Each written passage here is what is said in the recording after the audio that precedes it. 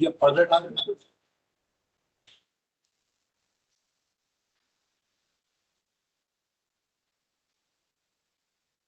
नमो अरहन्ताणं नमो सिद्धाणं नमो आयर्याणं नमो उवज्झायाणं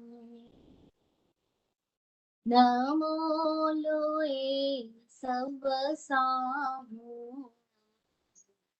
ऐसु पंच नमोकारो सव पावपणासनो मंगलानंच सवेशं पढ़मं हवै मंगलम् पढ़मं हवै मंगलम्।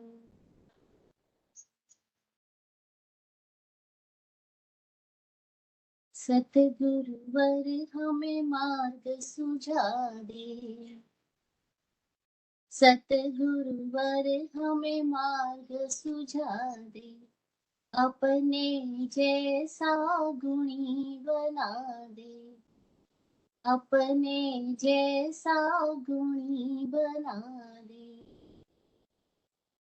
धन नहीं मांगू पद नहीं मांगू, धन नहीं मांगू पद नहीं मांगू, कुटुंब कबीला जन नहीं मांगू, कुटुंब कबीला जन नहीं मांगू। मन की लहरें बड़ी प्रमादी, मन की लहरें बड़ी प्रमादी, शांति सुधा कर उन्हें बुझा दे, अपने जैसा गुणी बना दे। सतगुरुवर हमें मार्ग सुझा दे। अनंत अनंत उपकारी तीर्थंकर परमात्मा निर्ग्रंथ सदगुरुदेव और आगम वाणी को भावमय वंदन नमन। चतुर्विद तीर्थ को प्रणाम। बोधिदाता विराट गुरुदेव को प्रणाम। सृष्टिगत सहयोगी समस्त षट जीव निकायों का आभार आभार आभार। सिद्धा सिद्धि मम दिसंतु, सिद्धा सिद्धि मम दिसंतु, सिद्धा सिद्धि मम दिसंतु। जय हो। हम सब सिद्ध बने यानी परफेक्ट हो जाए, इम्परफेक्शंस खत्म हो जाए। बुद्ध बने यानी जागृत हो जाए, अवेकन हो जाए, नींद गायब हो जाए, प्रमाद की नींद खत्म हो जाए। और मुक्त बने यानी मोह की भ्रमणा समाप्त हो जाए, इल्यूजन्स डिल्यूजन्स डिसॉल्व हो जाए। सिद्ध बुद्ध और मुक्त बने, यही इस जीवन का सार है। जीवन को जीने का उत्कृष्ट तरीका है। अपने आप को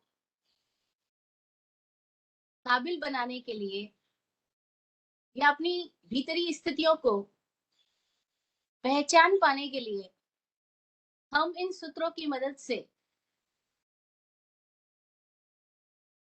अंतर यात्रा कर रहे हैं। ये सूत्र हमें अपने आप से जोड़े, इसके लिए ही रचे गए।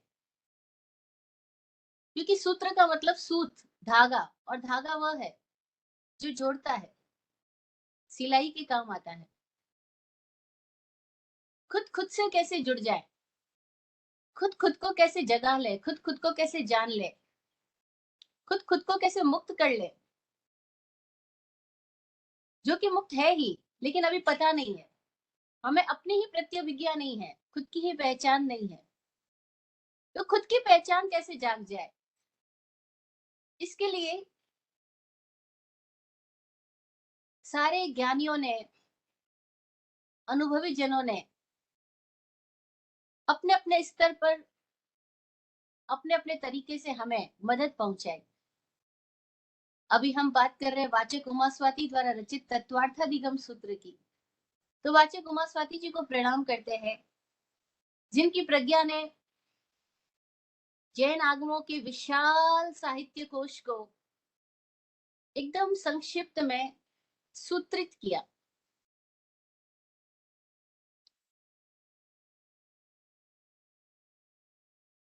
हम चतुर्थ सूत्र की बात कर रहे हैं, पहले अध्याय के चौथे, फोर्थ सूत्र की। सूत्र है जीवा जीवाश्रव बंध संवरण निर्जरा मोक्षास तत्वम। सूत्र का नाम है तत्वार्थीगम, तत्व अर्थाधिगम, तत्वार्थाधिगम, तत्व के अर्थ का अधिगम करो। तो तत्व क्या है, तत्व कितने हैं, यह बात इस चौथे सूत्र में कही जा रही है कि तत्व यानी एलिमेंट्स 7 है। ये 7 एलिमेंट्स की बात कहां से आई?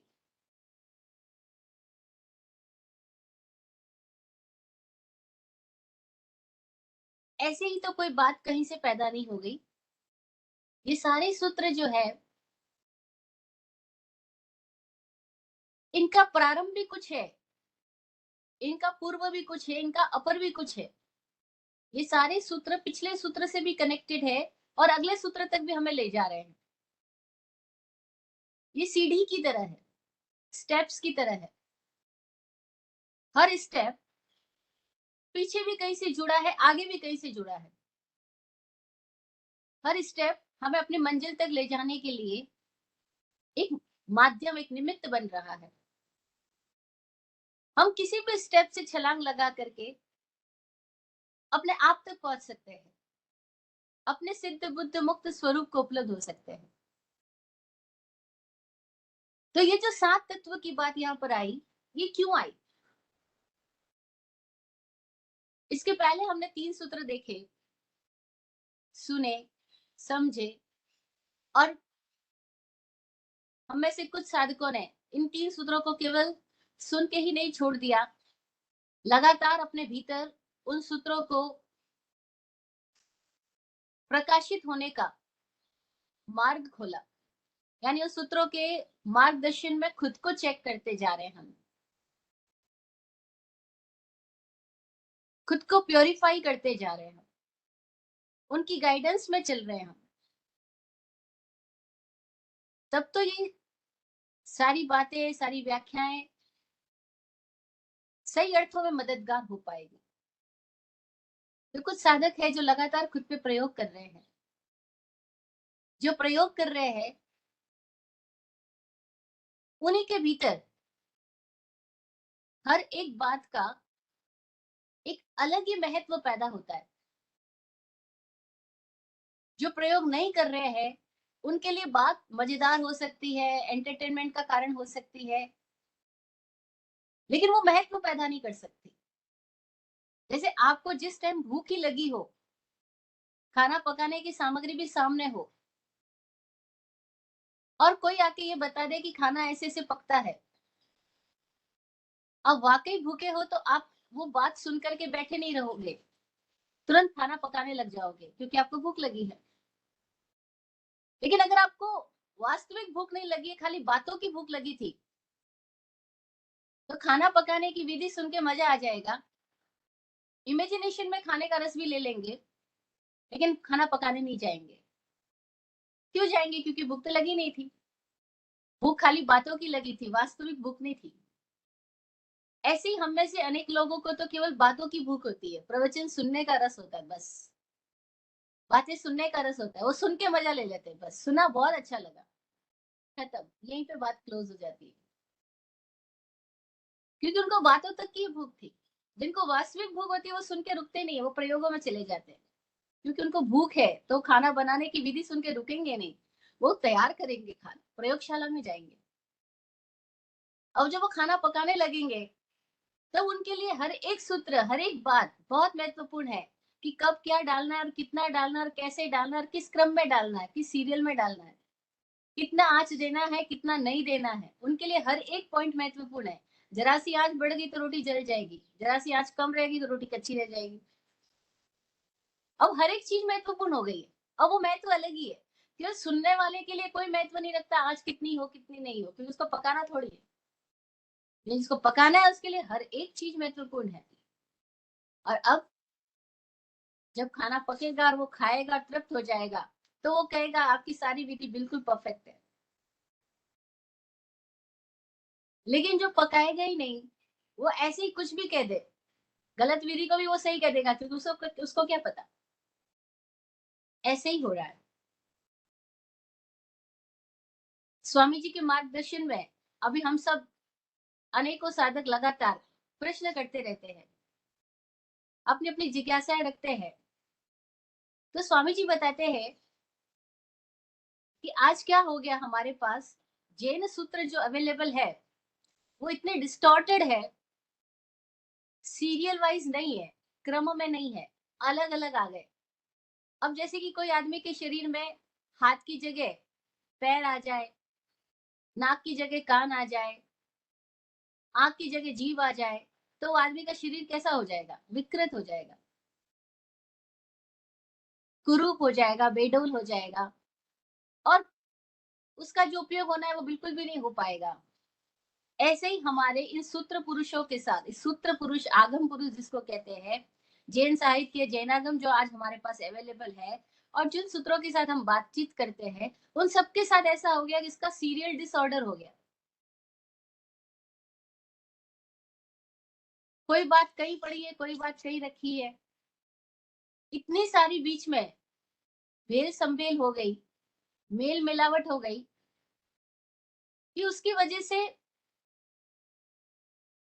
किसी भी व्यक्ति के सामने ये पिक्चर क्लियर ही नहीं है कि किस सीरियल में क्या होगा।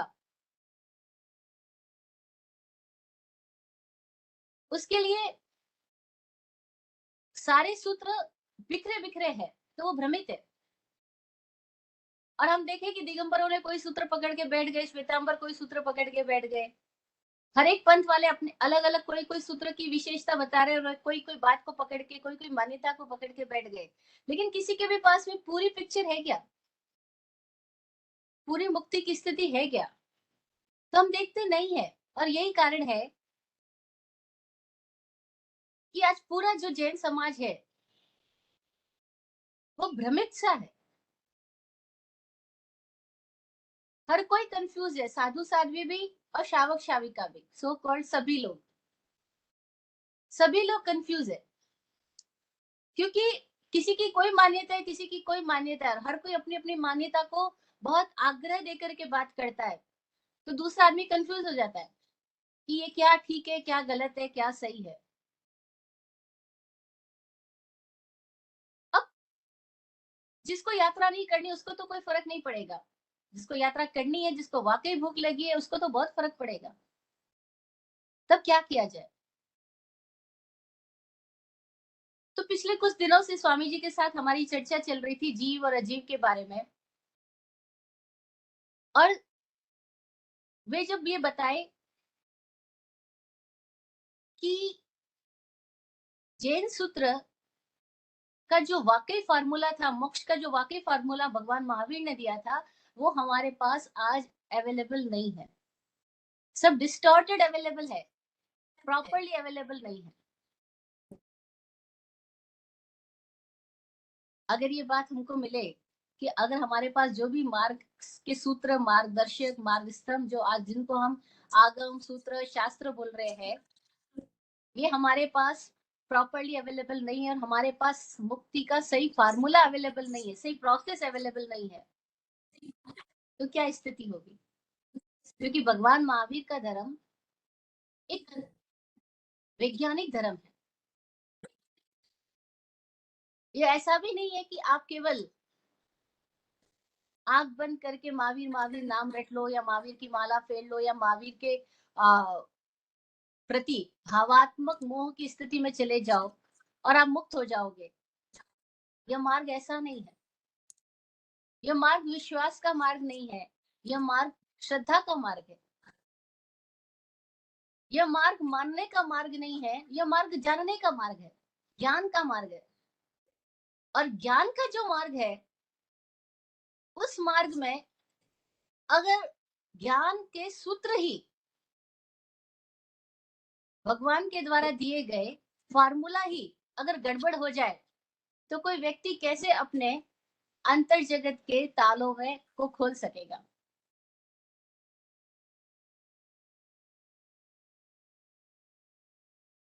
ये बात सुन के कोई लोगों को कोई फर्क नहीं पड़ेगा, लेकिन कोई लोग होंगे जिनके भीतर ऐसा उथल पुथल मच जाएगी, अरे इसका मतलब ये है कि हम इतने सालों से जो कुछ भी कर रहे हैं हम कंफ्यूज है, और हमें अपना कंफ्यूजन दिखाई क्यों नहीं पड़ रहा।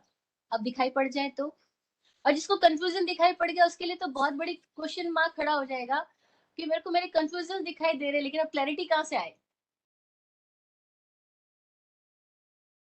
वो जो क्लैरिटी की मांग पैदा हो जाए, तड़प पैदा हो जाए कि नहीं मेरे को प्रॉपर सूत्र की स्थिति चाहिए,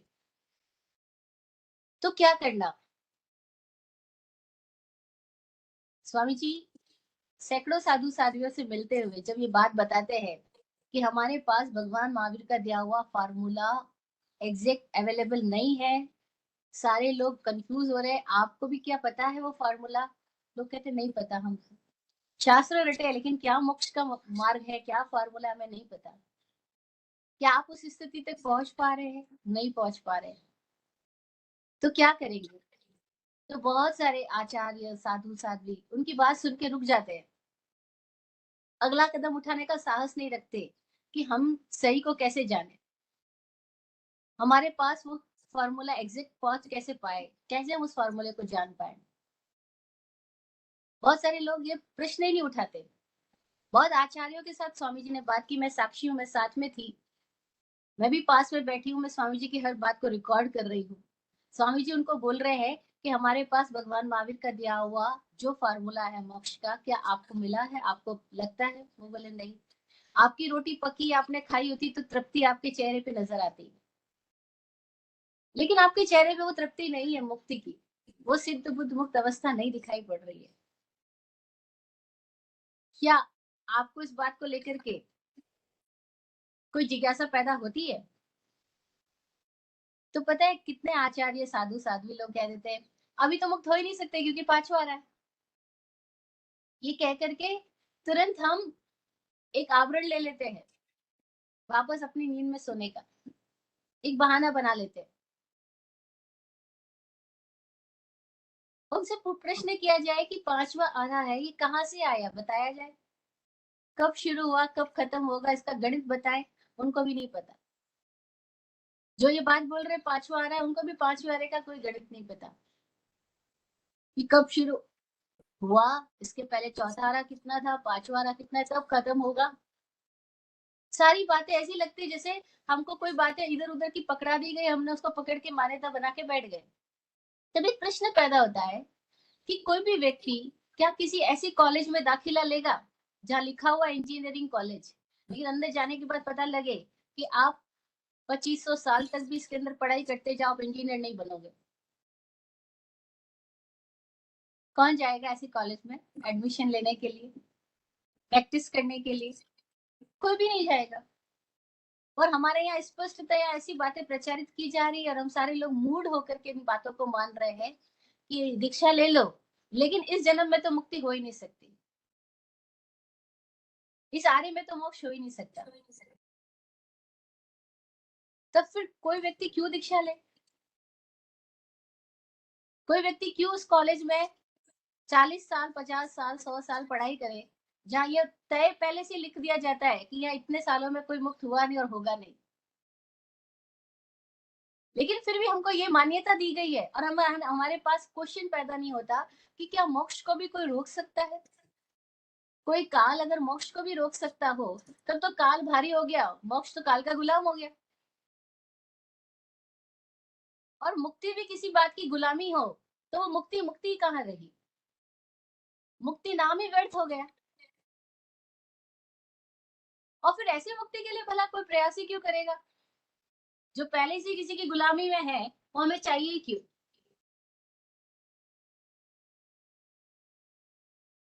पर हम में से अधिकतर लोग सवाल ही नहीं करते बस। और हमें सिखा भी ये दिया जाता है कि सवाल करना ही मत, क्योंकि अगर सवाल किया तो जिन वाणी पर शंका करना हो जाएगा, शंका करना पाप है। ये बातें कौन सिखा रहा है? ये बातें वो लोग सिखा रहे हैं जो वापस ये भी सिखाते हैं कि इंद्रभूति गौतम ने 36,000 प्रश्न पूछे और भगवान महावीर ने उन प्रश्नों का जवाब दिया। हैरानी की बात है कि इंद्रभूति गौतम, जिनको ये पता है कि भगवान महावीर भगवान है, वो उनसे सवाल पे सवाल पूछ सकते हैं, और हम लोग साधु साध्वी से सवाल नहीं पूछ सकते। हम लोग सो कॉल्ड शीर्ष पे बैठे हुए लोगों से सवाल नहीं कर सकते, क्योंकि सवाल करना पाप हो जाएगा, शंका हो जाएगा, और इससे हमारा संकित खत्म हो जाएगा। कैसी बातें जैन समाज में प्रचलित हो रही है, कितने सालों से चल रही है, बचपन से हम भी सुनते आ रहे हैं। और इसी तरह की मान्यताओं के चश्मे पहना पहना करके बच्चों को बड़ा किया जा रहा है। उनको धर्म के संस्कार के नाम पर ऐसी बातें सिखाई जा रही है कि तुम सवाल मत करो, यानी बच्चा अपने इंटेलिजेंस को खत्म कर दे और केवल बिलीफ सिस्टम में चला जाए कि जो कहा जा रहा है उसको चुपचाप मान लो। अब कितनी सारी धाराओं ने कितनी अलग अलग तरीके की ट्रेनिंग दे रही है। दिगंबरों की अलग टीचिंग ट्रेनिंग क्लासेस चल रही है, श्वेतांबरों में, स्थानक वासियों की, स्थानक वासियों में भी सैकड़ों समुदाय अलग अलग, मंदिर मार्गियों में भी अलग अलग, और हर एक गांव शहर में जाकर के साधु साध्वी जो जो बातें सिखाते हैं, जब हम भी गांव गांव जा रहे हैं और उन बातों को सुनते तो बड़ी हैरानी होती है कि इन साधु साध्वियों को कौन टीच करेगा। अभी 2-4 दिन पहले हम लोग महाराष्ट्र के गांव में थे, हिंगन घाट नाम है उसका।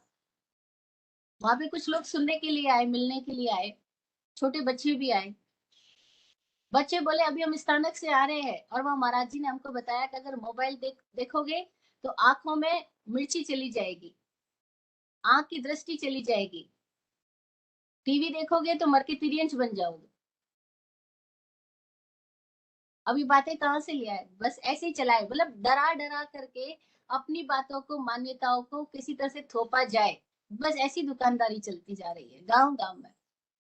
अब हमको सुन सुन के खेद होता है कि क्या महावीर का धर्म और किस स्तर पे हम ले आए। डर और लालच, डर और लालच, नरक का डर, तिर्यंच का डर और स्वर्ग गति का लालच, और उसी में सबको धकाए जा रहे हैं। और सवाल ही नहीं पूछता, कोई पूछ ले तो कह देंगे पांचवा आ रहा है, कोई पूछ ले तो कह देंगे बोलो ही मत।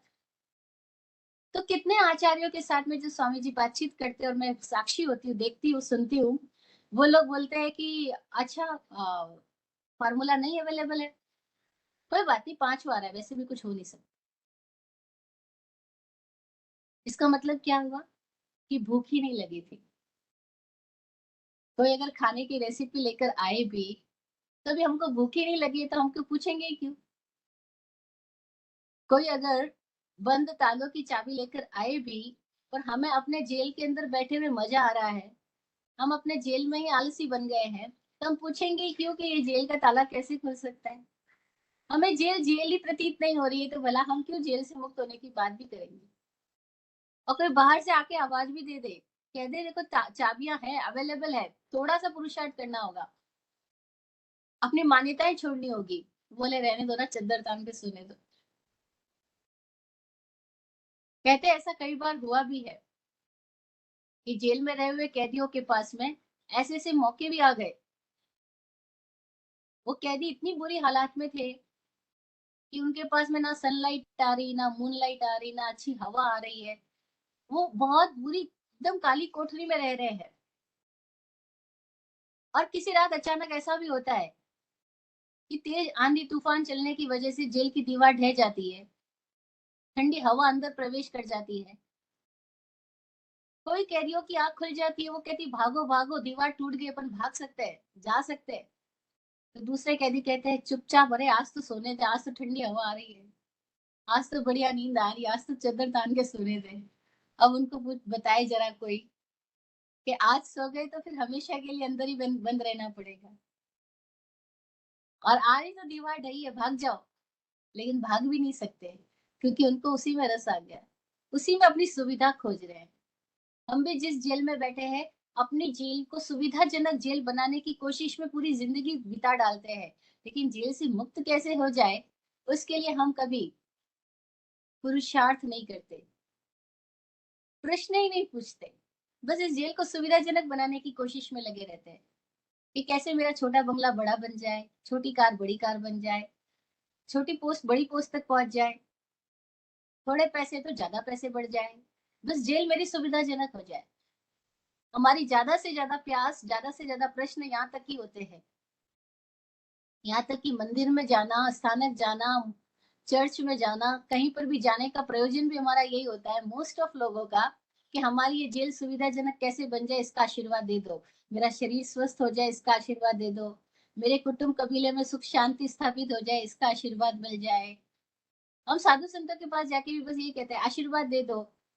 मंदिर में जाके भी अपनी प्रार्थना यही करते हैं, भगवान कुछ ऐसा कर दो कि मेरी ये जॉब लग जाए, मेरा ये प्रमोशन हो जाए, मेरा ये काम सिद्ध हो जाए। हम बाकी चीजों को सिद्ध करना चाहते हैं, खुद को नहीं।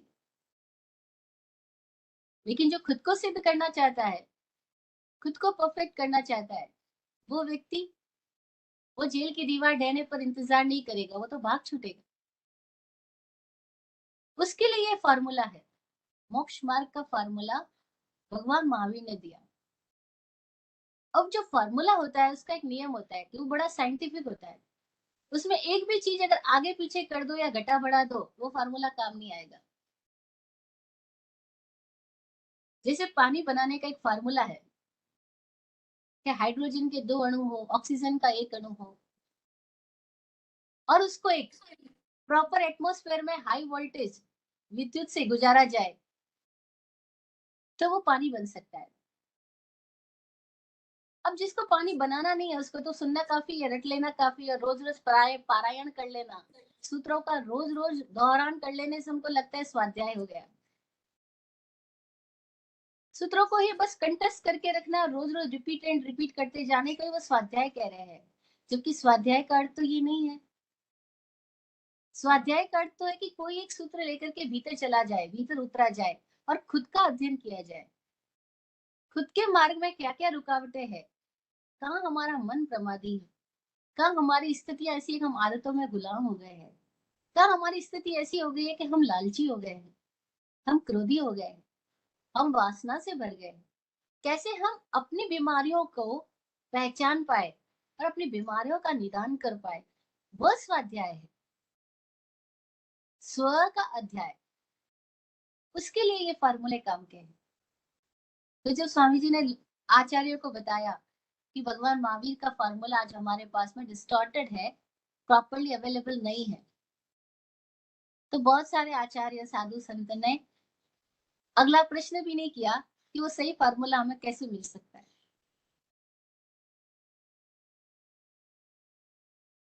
और कोई एक ऐसे थे जो स्वामी जी के पीछे पड़े रहे, स्वामी जी सही फार्मूला बताइए। तब स्वामी जी के भीतर से जो वाणी निकली,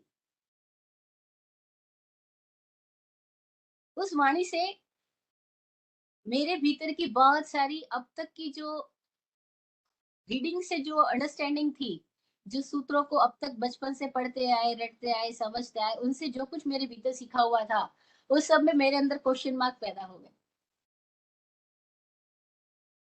और जब क्वेश्चन मार्क पैदा हुए तो हिल गया, अरे ये क्या, हमें तो जैनागम इस तरीके से अर्थ बताए गए और आप जो बता रहे हो उसमें तो इतना बड़ा गैप है।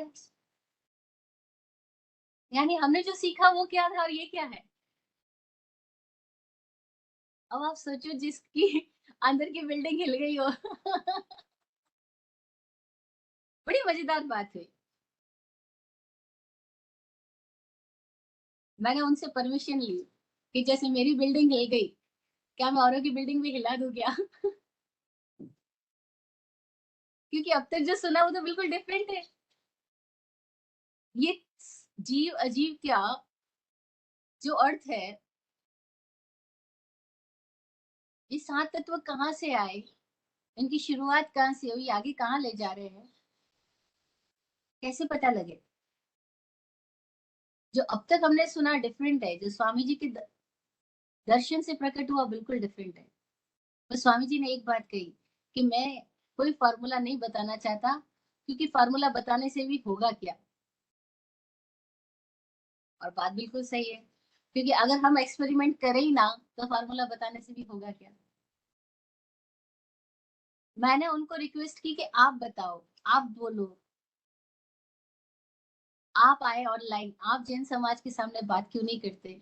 वो बोले किसको बताना है, जो वाकई जिज्ञासु होगा वो पहुंच ही जाएगा, और जो जिज्ञासु नहीं है उनके सामने कितनी भी बीन बजाओ, उनके कान के ऊपर कुछ भी नहीं होने वाला। बात भी बिल्कुल सही है, मैं देख रही हूँ, साक्षी हूँ इस बात की। फिर वो बोले कि इन जैन सूत्रों में इंटरेस्ट किसको है, ये भी सोचो। भाई जो बौद्ध धर्म को फॉलो कर रहे हैं उनको इंटरेस्ट नहीं है, जो हिंदू को फॉलो कर रहे हैं उनको इंटरेस्ट नहीं है, जो मुस्लिम है उनको इंटरेस्ट नहीं है, जो क्रिश्चियन है उनको इंटरेस्ट नहीं है, इनको इंटरेस्ट है। अब रही बात जैनों की, जिनसे ये सूत्र कनेक्टेड है, उनको वैसे इंटरेस्ट नहीं है, उनको पैसे बनाने में इंटरेस्ट है, इज्जत कमाने में इंटरेस्ट है, धर्मशाला का, मंदिर का ट्रस्टी बनने में इंटरेस्ट है, पुण्य कमाने में इंटरेस्ट है, उनको अपनी पद प्रतिष्ठा करवाने में इंटरेस्ट है। किसको जैन सूत्रों में इंटरेस्ट है, और जिसको जैन सूत्र सुनने की वाकई जिज्ञासा है, कोई 2 4 5 लोग, उनको भी खाली सूत्रों को पढ़ के रट लेने और एग्जाम दे करके डिग्री पाने में इंटरेस्ट हो रहा है, या आगे से आगे सूत्र पढ़ाने में इंटरेस्ट हो रहा है।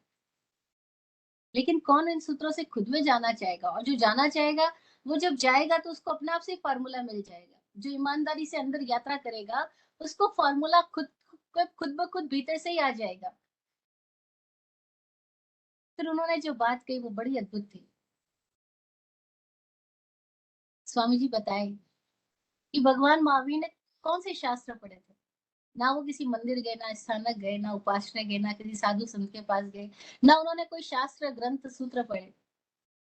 उन्होंने बस खुद के जीवन के साथ प्रयोग किए, अपने भीतर के प्रश्नों की खोज की और अपने साथ प्रयोग किए, और अपने साथ प्रयोगों में उतरते उतरते ही उनके भीतर से पूरा एक मार्ग खुला। और जब उनके भीतर अनुभव घटित हुआ, जिसको हम बोल सकते हैं प्रकाश फूटा, एनलाइटेंड हुए, केवली हुए, मुक्त हुए, तो लोगों ने देखा कि ये कैसा व्यक्ति है। हमारे तो कान में जरा एक कड़वा शब्द कोई सुना दे तो, एक मच्छर भी आ जाए तो हम, मच्छर भी भिन भिनाए तो हम सहन नहीं कर पाते, और इसके कान में कोई कील भी ठोक के चला जाए तो भी इसको कोई फर्क नहीं पड़ रहा, इसके चेहरे का आनंद खत्म नहीं हो रहा, इसकी मौज और मस्ती को कोई छू भी नहीं पा रहा। ये मौज कहाँ से आई, ये स्थिति कैसे पाई। तो किसी किसी ने उनसे सवाल किए, कोई कोई उनके पास जो बैठा उनको उनकी हवा छू गई तो उसके अंदर सवाल पैदा हुआ, ये खुशबू कहाँ से आई। और ये एक्सपीरियंस मैंने किया है, इसलिए मैं इस बात की साक्षी हूँ। जब मैं स्वामी जी को बिल्कुल नहीं जानती थी, वो पहली बार कहीं आके बैठे थे, और मैं वहां बैठ के आंखें बंद करके ध्यान लगा रही थी। शाम की टाइम ध्यान करने का मेरा बहुत पुराना क्रम रहा। और स्वामी जी उस समय पास में चेयर पे बैठे हैं, और मेरे भीतर कुछ अलग ही अनुभव हो रहे हैं। मैं सोची ऐसा अनुभव तो कभी नहीं हो रहा, ये आज कैसे हो रहा है। बिना कुछ किए एक अलग ही ऊर्जाएं प्रकट हो रही है, ये क्या हो रहा है। और फिर पता लगा कि मेरे पास कोई आके बैठे हैं, ये उनके बैठने का ही प्रभाव हो रहा है। तो महावीर के पास से किसी को ऐसी कुछ छुआ, तो उन्होंने सवाल किया महावीर से, प्रश्न किए, ऐसा कैसे हुआ आपके साथ। तो महावीर ने जो बोला वो उनका एक्सपेरिमेंट से जो एक्सपीरियंस हुआ, और एक्सपीरियंस से जो एक्सप्रेशन हुआ, वो हमारे लिए सूत्र हो गए, फार्मूले हो गए, वो हमारे लिए आगम वाणी हो गई, वो हमारे लिए शास्त्र बन गए। तो शास्त्र कब आए,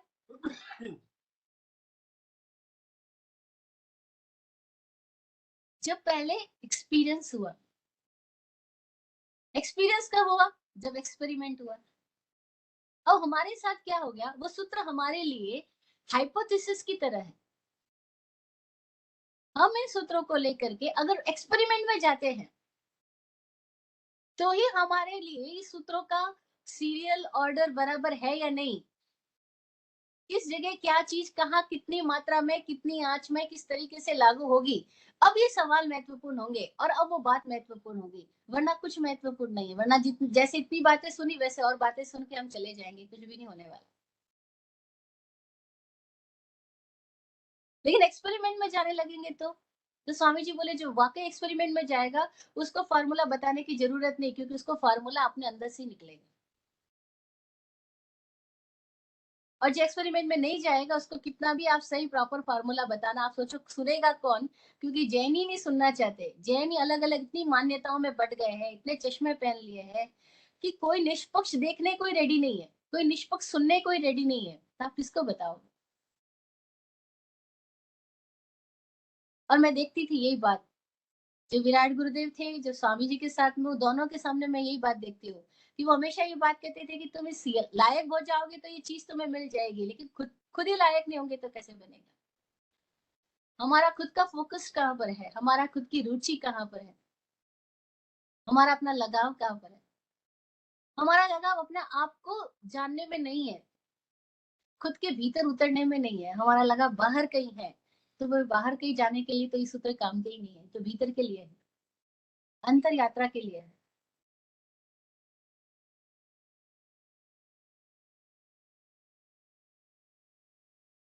और तब पहली बार पता लगा कि जीव अजीव की बात भगवान महावीर ने किसी संदर्भ में कही है, बिना किसी संदर्भ के बात नहीं निकली। आश्रय संवर बंध निर्जरा मोक्ष, ये जो 7 तत्व की बात है, ये किसी कॉन्टेक्स्ट में आई, किसी प्रश्न आने पर आई। ये प्रश्न कब आए होंगे? क्यों पैदा हुए होंगे?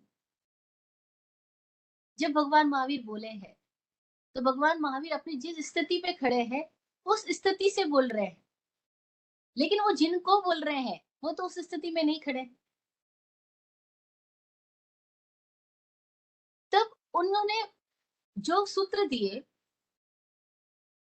वो डिसेंडिंग ऑर्डर में है। जहां वो खड़े हैं, वहां से वो सूत्र वहां तक जा रहा है जहां एक सुनने वाला आदमी खड़ा है। जैसे कोई शिखर पे खड़ा है और वहां से वो कुछ बोले या कुछ हाथ दे या कुछ इशारा करे, तो वो जहाँ खड़ा है वहां से सबसे नजदीक वाले लोगों को सबसे पहले वो कनेक्ट कर रहा है, या कैसे कनेक्ट कर रहा है? वो डिसेंडिंग ऑर्डर में नीचे खड़े हुए आदमी तक उसकी बात पहुंच सके।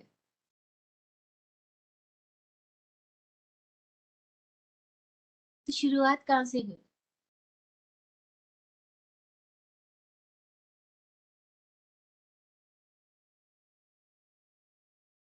जब उन्होंने बात कही, क्योंकि वो तो अंतर जगत के वैज्ञानिक हुए, जिनको हम तीर्थंकर कहते हैं, प्रभु कहते हैं, परमात्मा कहते हैं, भगवान कहते हैं।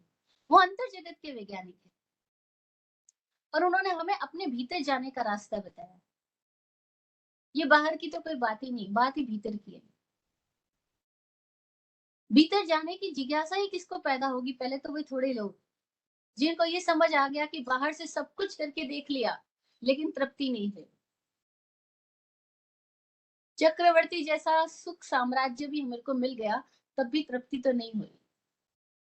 राजा महाराजा हो गया, सेठ श्रेष्ठी हो गया, सब कुछ हो गया, तब भी संतोष तो नहीं आया, भीतर में कोई मौज तो नहीं आई। भीतर की बेचैनी कहीं खड़ी है, कहीं रिक्तता मौजूद है, कहीं अपूर्णता का एहसास खल रहा है, कहीं अकेलेपन में बेचैनियां पैदा हो रही है, उद्वेग पैदा हो रहे हैं।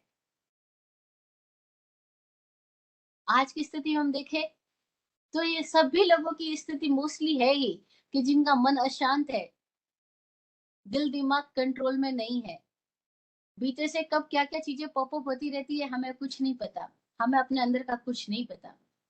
और हमने बाहर से सारा कुछ करोड़ों रुपए भी इकट्ठे कर लिए, तो भी हमारी अतृप्ति वहीं के वहीं खड़ी है। तो किसी के भीतर ये सवाल पैदा होता है कि फिर क्या, फिर जीवन क्या, फिर मैं कौन, मैं कहाँ खड़ा हूँ? कहीं सवाल पैदा होता है, मैं खड़ा कहाँ हूँ? मैं इस जीवन में कहाँ खड़ा हूँ? आज से 30 साल पीछे जाके देखूं, वहां भी यही बेचैनियां थी मेरी जिंदगी में, यही क्रोध था, यही लालच था, यही सब कुछ उद्वेग थे, और आज भी वही स्थिति है। तो मेरे में कोई इवोल्यूशन तो हुआ ही नहीं, मैं वही के वही मौजूद पाता हूँ अपने आप को। क्या हूँ मैं? किस स्थिति में हूँ? कहाँ खड़ा हूँ?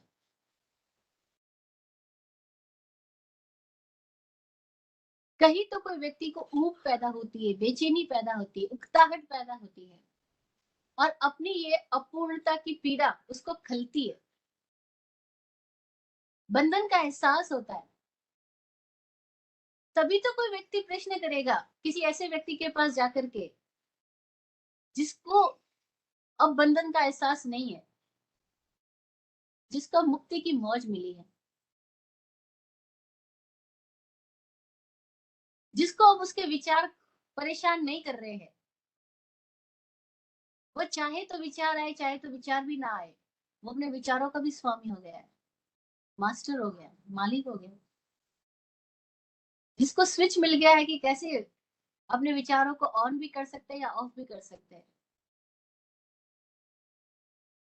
अरे कोई ऐसे जीनियस, कोई ऐसे मुक्त पुरुष, कोई ऐसे बुद्ध पुरुष, कोई ऐसे संबुद्ध व्यक्ति, इनलाइटेंड व्यक्ति के पास जाकर के कोई सवाल करे और अपनी बेचैनी पीड़ा को सामने रखे, पर क्या बड़ी गजब की बात है। स्वामी जी जगह जगह जाकर के एक बात बता रहे हैं अभी कि हम जब बीमार होते हैं तो हम खुद डॉक्टर के पास जाते हैं, और हमें अपनी बीमारी का एहसास होता है, हम डॉक्टर को जाके बोलते हैं मुझे नींद नहीं आ रही, पेट में दर्द है, हार्ट में तकलीफ है, आंख में है, सिर में है, पैर में, जहां भी है, पीठ में है। हम डॉक्टर को बोलते हैं, डॉक्टर हमारी लक्षणों को सुनता है, बीमारी को सुनता है, वो डायग्नोस करता है और फिर वो मेडिसिन देता है। यहाँ बिल्कुल उल्टी बात है, बुद्ध और महावीर के साथ में बिल्कुल उल्टी बात है, कबीर और नानक के साथ बिल्कुल उल्टी बात है। उनको तो पता है कि आदमी बीमार है, पर बीमार को नहीं पता है कि मैं बीमार हूँ। और वे जब गांव गांव जाके बताते हैं कि तुम बीमार हो, या तुम मुर्दा जिंदगी जी रहे हो, या तुम कहाँ खड़े हो, तो लोग क्या करते हैं, उनको पत्थर मार के भगा देते, गांव गांव आने से रोक लगा देते हैं। क्योंकि बीमार है वो, लेकिन उसको पता ही नहीं कि वो बीमार है, उसको तो लग रहा है मैं ठीक हूँ। जैसे जो पद का लालची है, जो धन का लालची है, जो मोही है, जो भ्रमित है, वो एक्चुअल में बीमार है, लेकिन उसको क्या लग रहा है कि मैं ठीक हूँ। क्यों ठीक हूँ? क्योंकि सारी दुनिया यही तो कर रही है। भाई सारी दुनिया जिसके पीछे पड़ी है उसी के पीछे मैं पड़ा हूं, तो मैं ठीक ही तो लग रहा हूँ।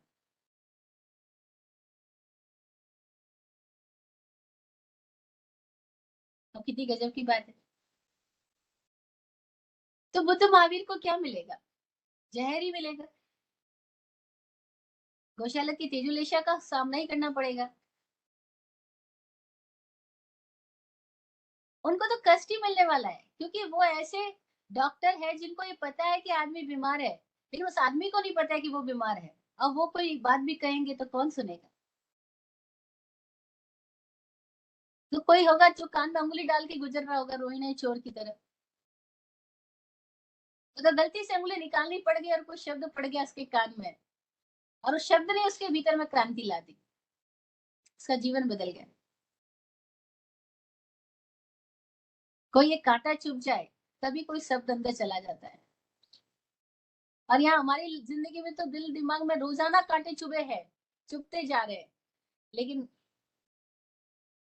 कभी कोई स्थिति आ जाए कि कोई ज्ञानी संबुद्ध पुरुष की कोई वाणी अंदर घुस जाए, वो कांटे को निकाल दे, बस। तो कोई एक है, स्वामी जी एग्जाम्पल देते हैं गाँव गाँव, कि अगर डॉक्टर तुम्हारे घर पे आके बोले कि तुम कोई बीमारी है, तुम ये दवाई ले लो, तुम लोगे क्या? भाई डॉक्टर घर पे आके बोले तुमको तुम कोई बीमारी, तुम दवाई लोगे, लोगे क्या? नहीं लोगे। क्यों नहीं लोगे? क्योंकि तुम्हें तो नहीं लग रहा है कि वो बीमारी है, तुम्हें अपनी बीमारी का पता ही नहीं, बीमारी का एहसास ही नहीं, तुम क्यों दवाई खाओगे? दवाई की क्या इंपॉर्टेंस है? लेकिन जब तुम्हें लग जाए कि तुम्हें ये बीमारी है, तब तुम डॉक्टर के पास जाकर के बोलते हो कि डॉक्टर साहब दवाई दे दो। अब डॉक्टर थोड़ी रोजाना पूछने आएगा तुम दवाई खा रहे हो या नहीं खा रहे हो, तुम खुद ही खाओगे, क्योंकि तुम्हें लग गया है कि तुम बीमार हो, तुम्हें अपने आप को ठीक करना है। ऐसे ही जिसको लग गया है कि नहीं, मैं बंधन में हूँ, मैं जकड़ा हुआ हूँ, मैं बेचैनी हूँ, मैं अतृप्त हूँ, मैं अपूर्ण हूँ, और मैंने सब उपाय करके देख लिए, लेकिन मेरी तृप्ति तो नहीं घटित हुई, मेरी मुक्ति तो नहीं घटित हुई। और मुक्ति ऐसी नहीं है कि जिसको कोई काल रोक सके, मुक्ति इसी क्षण की घटना है, इसी क्षण की घटना है। खड़म जाना ही पंडी है, खड़न से मुक्ति, क्षण में मुक्ति है, खड़न से मुक्ति। तो कोई ऐसे लोग अंगुली पे गिने जाए, उतने भी मिल जाए तो दुर्लभ है। उनकी बेचैनी फिर उनको सोने नहीं देगी, फिर दिन हो या रात हो, उनके भीतर ये ज्वाला जगती जाएगी कि मैं कहाँ खड़ा हूँ, मैं हूँ कौन। और अभी एक पल के लिए मर ही गया तो जिसमें मैंने अपनी पूरी जान डाली है, वो साथ चलेगा क्या, वो काम आएगा क्या, उसका कोई सार्थक उपयोग होगा क्या। चाहे मेरे पास में 50,000 करोड़ हो, 100,000 करोड़ हो, मैं मिलेनियर हूँ, बिलियनियर हूँ, लेकिन जब मैं वेंटिलेटर पे होऊंगा और जो मरने वाला होऊंगा, मैं डॉक्टर को बोल रहा हूँ कि आप सारा पैसा ले लो, मुझे सांस दे दो, मुझे 5-10 साल की जिंदगी और दे दो, दे सकेगा क्या? एक पल की जिंदगी भी नहीं दे सकेगा। अरे,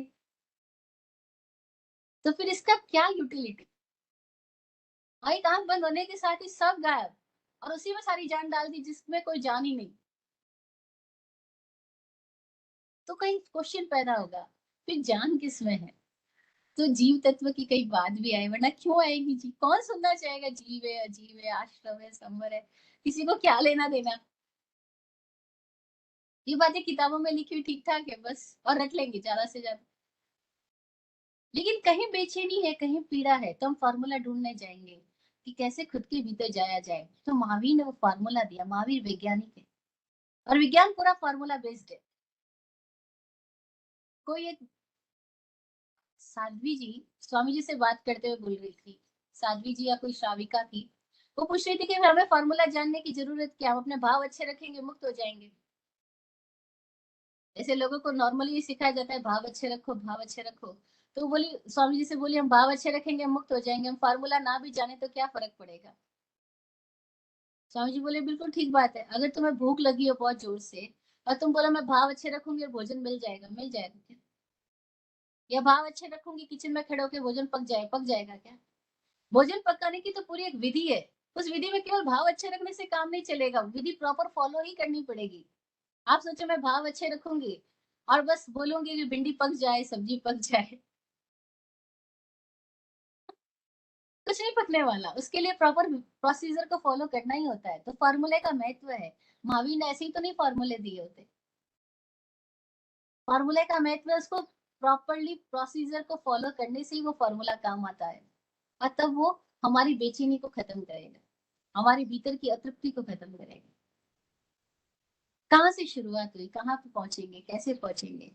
सब लोगों की स्थितियां अलग अलग हो सकती है, सब लोग अलग अलग परेशानियों में खड़े हो सकते हैं, लेकिन एक तो कॉमन बात है, एक कॉमन फैक्टर हम सबकी जिंदगी में है। किसी को डायबिटीज हो सकती है, किसी को कैंसर हो सकता है, किसी को हार्ट की बीमारी हो सकती है, किसी को घुटने की हो सकती है, किसी को कमर की हो सकती है, किसी को सिर दर्द की हो सकती है। बीमारियों के सैकड़ों नाम हो सकते हैं, लेकिन एक तो कॉमन बीमारी है जिससे हम सब ग्रस्त है। वो क्या? जो हम सभी के साथ है, हम सभी को लगी हुई है। इस देह की दृष्टि से देखे तो मृत्यु एक ऐसी बीमारी है जो सबको लगी हुई है। चाहे कैसी बीमारी हो, मृत्यु तो है ही। कितने सारे नाम हो जाए, लेकिन मौत का क्या नाम? मौत ऐसी बीमारी जो लगी हुई है। और अपने आप की स्थिति में देखे तो बेचैनी एक ऐसी स्थिति है जो सबके पास है ही। चाहे वो सो कॉल्ड आचार्य हो, उपाध्याय हो, साधु हो, साध्वी हो, कोई भी हो, श्रावक हो, श्राविका हो, तपस्वी हो, गैर तपस्वी हो, व्रतधारी हो, गैर व्रतधारी हो, अमीर हो, गरीब हो, पढ़ा लिखा हो, गैर पढ़ा लिखा हो, अमेरिका में रह रहा हो, इंडिया में रह रहा हो, जापान, जर्मनी, रूस, दुनिया के किसी प्रांत में कहीं क्यों न रह रहा हो, क्या वो अपने भीतर बेचैन नहीं है? क्या वो भीतर अतृप्त नहीं है? क्या अपने अंदर अपूर्णता का एहसास नहीं हो रहा है? अगर है, यानी वो बीमारी तो है हमारे में। कैसे पूरा हुआ जा सके, इसके लिए लोग बाहर की दिशा में भागते हैं और महावीर भीतर की दिशा में गए।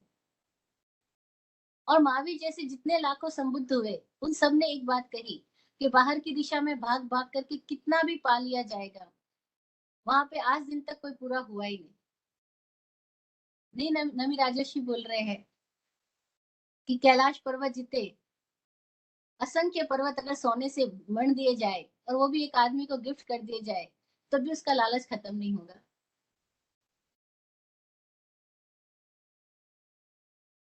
तो बाहर की दिशा में सिकंदर जैसा व्यक्ति कितनी स्थितियों में पहुंच गया हो, तब भी जाते वक्त क्या बोला? व्यर्थ हुआ जीवन। क्योंकि जिसके पीछे भागा वो सिर्फ चीजें तो यही छूट गई, मैं तो खाली हाथ जा रहा हूँ। मरते समय भी देखो उसको होश तो आ गया। आज उसका नाम इसीलिए ले रहे हैं क्योंकि मरते समय भी उसको इस बात का बोध हो गया, और उसने अपने एकदम करीबी लोगों को बोला कि मेरे हाथ अर्थी से नीचे लटका के रखना, लोगों को पता लगे कि खाली हाथ जा रहा है। वरना अर्थी में सब कुछ बांध दिया जाता है, हाथ पैर सब बांध के ले जाते हैं, लेकिन वो बोला नहीं, हाथ नीचे लटका के रखना। पता लगे खाली हाथ जा रहा है।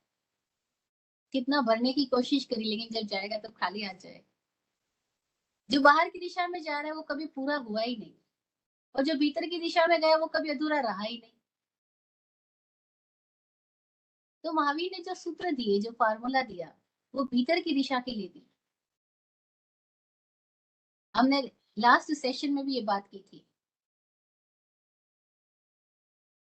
कि जो महावीर के पास लोग गए, महावीर से जब पूछा धर्म क्या है,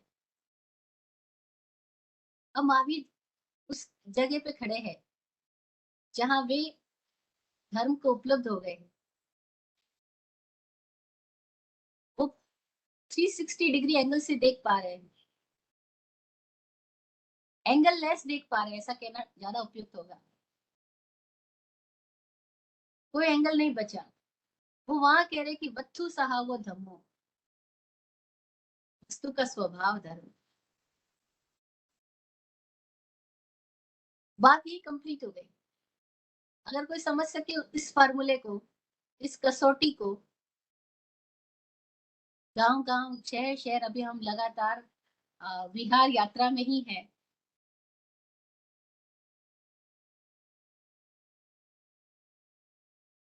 और हर जगह ये चर्चा हो रही है, साधु साध्वी लोग बुला रहे हैं, कई जिज्ञासु लोग बुला रहे हैं, और वे अपने सवाल रखते जा रहे हैं। और स्वामी जी उनको एक ही बात कह रहे हैं कि महावीर की वाणी कसौटी है। कसौटी आप खुद ले लो, आपको पता लग जाएगा कि आप जहाँ खड़े हो, जो कर रहे हो, वो धर्म है या नहीं। मोस्टली हमें वही लोग बुला रहे हैं जो पिछले कई सालों से धर्म क्रियाओं में संलग्न है, कनेक्टेड है, इन्वॉल्व है, किसी किसी मंदिर स्थानक उपाश्रय से कनेक्टेड है, किसी किसी साधना की प्रणाली से इन्वॉल्व है।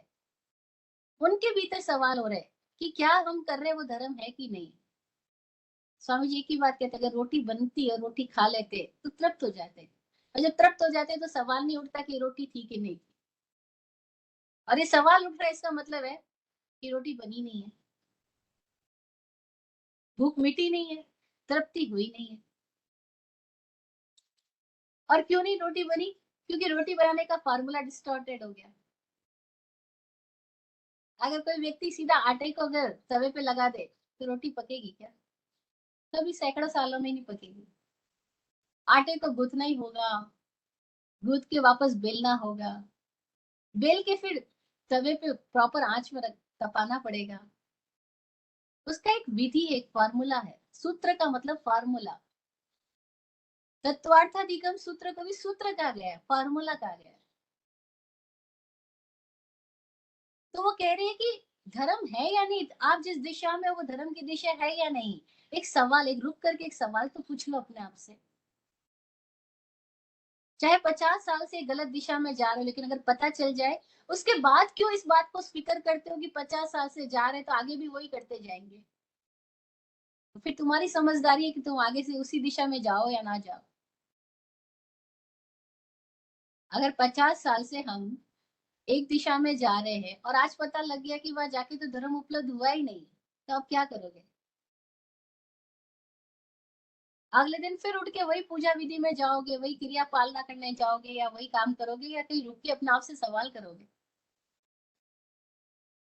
कोई एक रुकता है, कोई एक ठहरता है, कोई एक सवाल करता है, और सवाल करके फिर भाग ही नहीं जाता।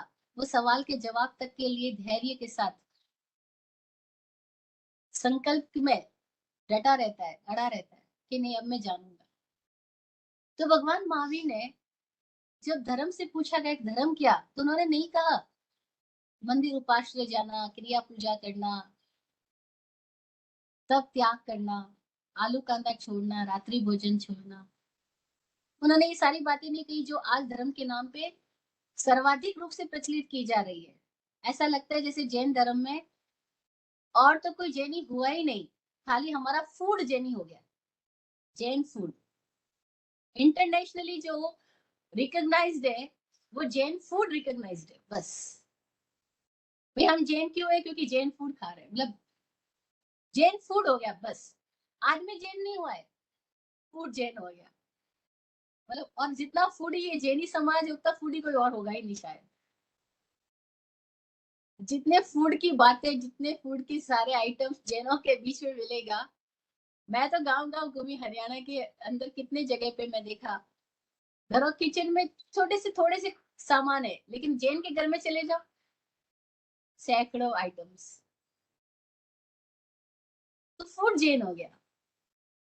महावीर ने क्या बोला और हम क्या कर रहे हैं? कसौटी तो हो हमारे पास, हम कस से देख तो सके कि हम ठीक दिशा में है कि नहीं। महावीर ने बोला वत्थु सहावो धम्मो, वस्तु का स्वभाव जानना। तो फिर प्रश्न पैदा होगा, वस्तु क्या? जिसको हम ऑब्जेक्ट बोल रहे हैं, वो वस्तु है। ऑब्जेक्ट क्यों बोल रहे हैं? क्योंकि उससे एक ऑब्जेक्शन पैदा हो रहा है। हम जो देख पा रहे हैं उसके बीच में एक ऑब्जेक्शन पैदा हुआ, तभी हम उस ऑब्जेक्ट को देख पा रहे हैं।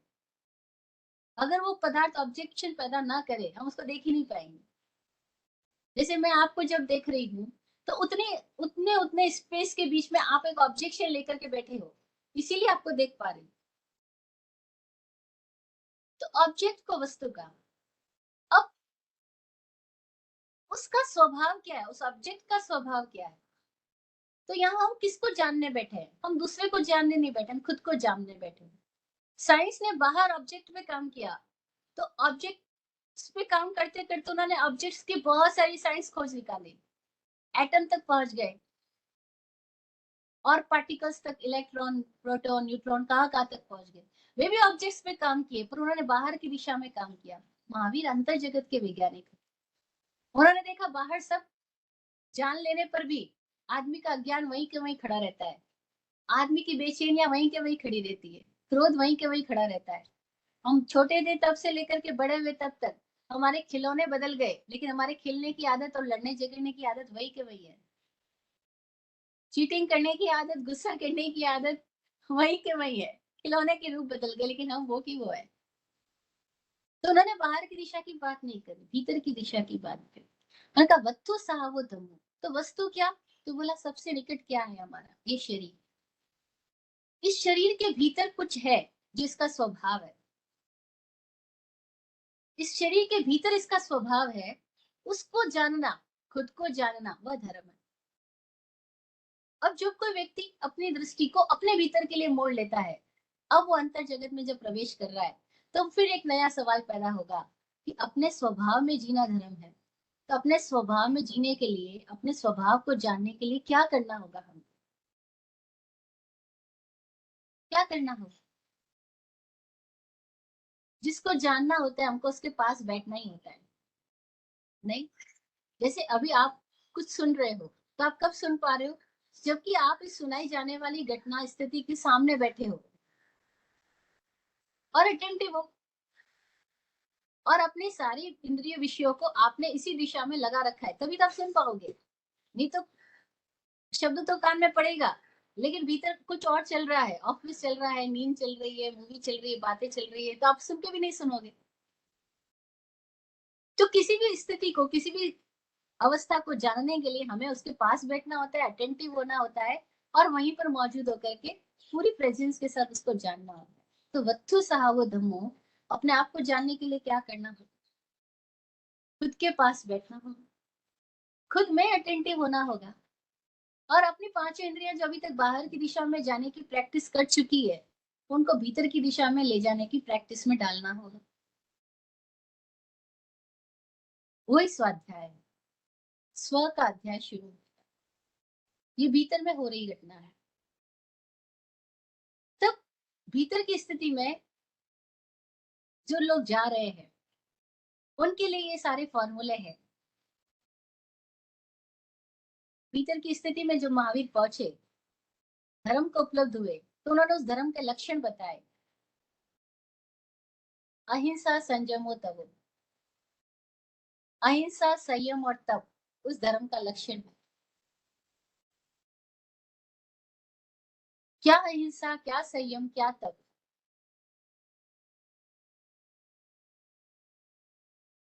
कैसे उस अहिंसा को उपलब्ध होते हैं? यहाँ अहिंसा का मतलब आज जो जैन समाज समझ रहा है, उन्होंने पूरे अहिंसा के अर्थ को बिल्कुल ही बदल डाला, विकृत कर दिया। अहिंसा का संबंध किसी दूसरे के साथ है ही नहीं। हमें किसी और जीवों की दया करना अहिंसा नहीं बताया गया, जो कि आज बताया जा रहा है।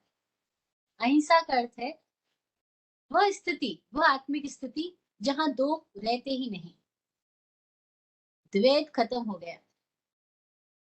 हमारी वह स्थिति जहां द्वैत खत्म हो गया, उसका नाम अहिंसा कहा भगवान ने। जहां दो नहीं बचे, क्योंकि हिंसा के लिए दो या दो से अधिक का होना जरूरी है। जहां द्वैतता खत्म हो गई, एगे आया स्थिति आ गई, एकत्व स्थिति आ गई, एगे आया, वह अहिंसा है।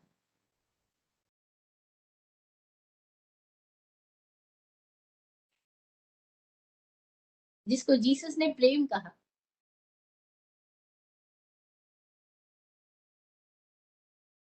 आत्मा की वह स्थिति जहां उसके भीतर कोई द्वंद नहीं रहा, द्वैत नहीं रहा, अपने आप की वह स्थिति, उसको अहिंसा का भगवान ने। तो वो स्थिति में जो है वो धर्म में है, जो खुद में है वो धर्म में है। लेकिन सवाल पैदा आता है, अभी हम खुद में नहीं है तो क्या करें?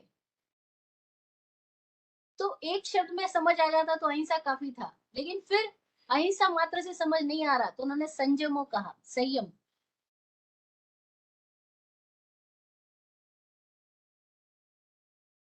लेकिन हमारे यहाँ तो पहले शब्द में ही भूल हो गई। अब अहिंसा की व्याख्या आज दिन तक हमारे पूरे जैन समाज में जो चलाई जा रही है, वो इस तरीके की है कि जीवों की दया करो,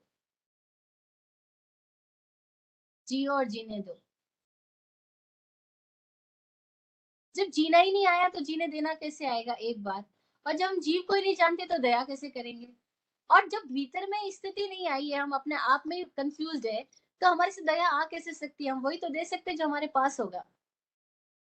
हम कहते हैं 6 जीवों को अभय दान दो, अरे खुद ही अभय नहीं हुए तो अभय दान कैसे देंगे? एक छिपकली आ जाए तो हम तो डर जाते हैं, एक कॉकरोच आ जाए तो डर जाते हैं, एक सांप हमारे घर में घुसा है तो हम कितने भयभीत हो जाएंगे। पिछले दिनों हम छत्तीसगढ़ इलाके में थे, वहां एक कॉलेज में प्रवचन चल रहा था। कॉलेज में स्टूडेंट्स के बाद में टीचर्स ने अलग से हमारे साथ मीटिंग करी। एक टीचर ने स्वामी जी से सवाल किया कि स्वामी जी, मैं बहुत पेट लवर हूँ, कुत्ते बिल्ली जानवरों से मुझे बहुत प्रेम है, और जब कोई मेरे सामने इनको मार रहा होता है तो मुझे बहुत पीड़ा होती है, बहुत पीड़ा होती है। लोग कुत्ते बिल्ली के साथ जब दुर्व्यवहार करते हैं, मुझे बहुत पीड़ा होती है। स्वामी जी उस टीचर से बोले, आपके घर में ऑल आउट है? वो बोली, हाँ हाँ ऑल आउट है। कि फिर अब आपको पीड़ा नहीं होती जब आप मच्छरों को मारती हो तो? क्योंकि मच्छर हमें तकलीफ पहुंचा रहा है ना, मच्छर से हमें कष्ट हो रहा है। मच्छरों को मारने में हमें कोई पीड़ा नहीं हो रही है, लेकिन जो जानवर को मार रहा पीट रहा है तो हमें पीड़ा हो रही है। ये क्या हो गया? ये तो कंडीशनल प्यार हो गया। ये प्यार का हुआ? ये दया तो अहंकार का एक दूसरा बदला हुआ रूप हो गया।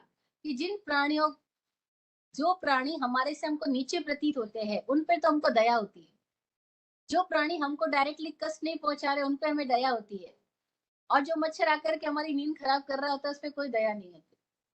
हम सब अहिंसा की बात कर रहे होते हैं, लेकिन घर में जब मच्छर आते हैं तब क्या करते?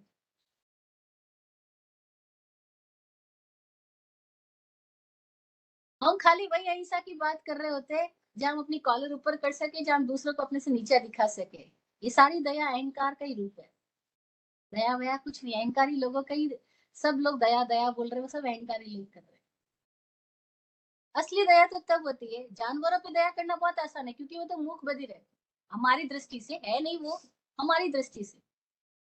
लेकिन कोई हमारे सामने बदला लेने की स्थिति में मौजूद हमारा भाई खड़ा हो, तब क्या हम वो दया करेंगे? जब कोई हमारे ऊपर कोर्ट केस कर रहा तो हम दया करेंगे? सब कहने की बात है, दया वया, अभयदान, दया करो, जीव दया करो, सब कहने की बात है। हमें अपने इस जीवन का ही नहीं पता हम जीव दया कैसे कर सकते। जब भीतर अपने आप को जो नहीं जानता है उससे दया हो ही नहीं सकती। तभी तो भगवान महावीर को ये बात हजारों बार कहनी पड़ी कि पड़मम नाणम तो दया।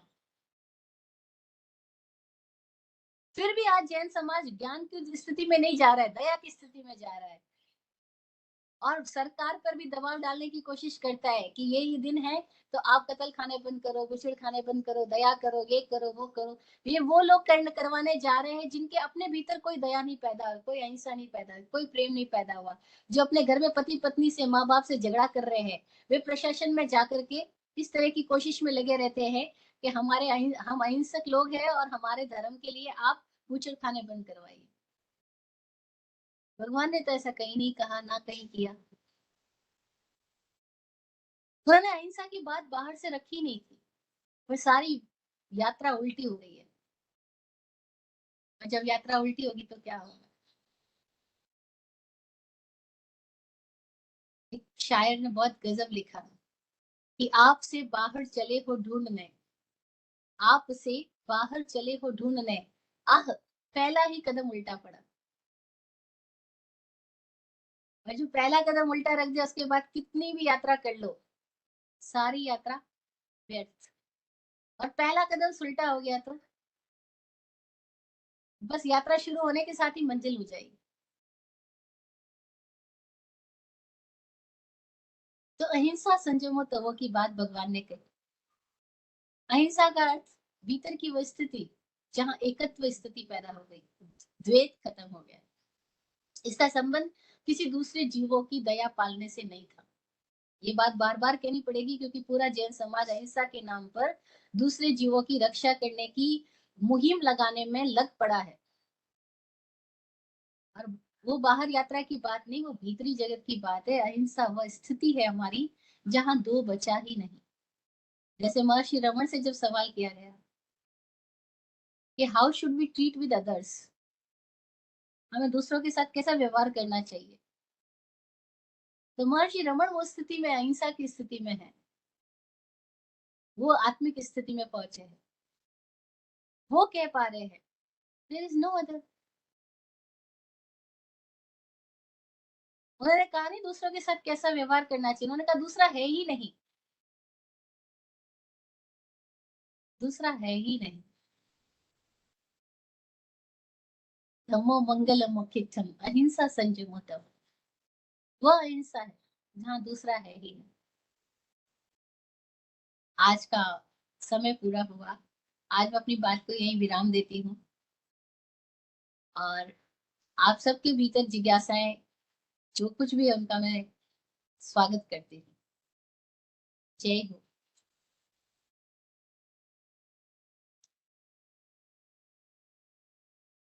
आप फूलो फलो हो जिंदगी मखमल मुलायम, आप फूलो फलो हो जिंदगी मखमल मुलायम, आपकी हर खुशी पे है हमारी जान सदके, दुआ करते हैं चुपचाप दिल की थाप से हम, दुआ करते हैं चुपचाप दिल की थाप से हम, रहे जाते नवाजे हर घड़ी अरमान सबके, अमन और चैन से गुजरे आपका वक्त सारा, अमन और चैन से गुजरे आपका वक्त सारा, रुख पे खिलती रहे यूं रूह की मुस्कान खुल के, रुख पे खिलती रहे यूं रूह की मुस्कान खुल के।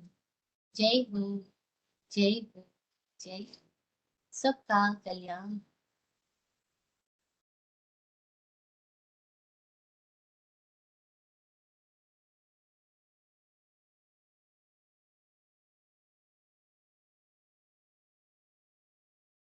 ओम शांति।